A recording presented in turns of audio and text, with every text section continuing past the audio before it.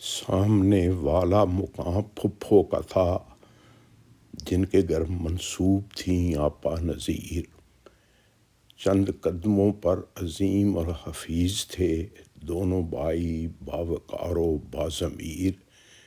شان سے رہتے تھے سارے رشتہ دار، لٹکا رہتا تھا کماں کے ساتھ تیر۔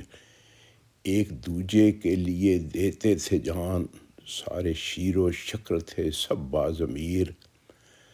ریل پیل دولت کی تھی گاؤں میں خوب، تھوڑے گھر مزدور تھے باقی امیر۔ کھا گئی اس کو کسی حاسد کی آنکھ، ہو گیا میرا نوشہرہ لیر و لیر۔ چھوڑنے آئے تھے قبرستان تک، رو رہے تھے سب حقیر و بے نظیر۔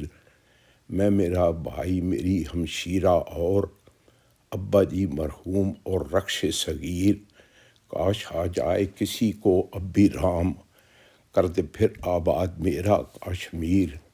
آ گیا جب وقت کا قید و امید، ہو گئے منظر سے غائب رانجھا ہیر۔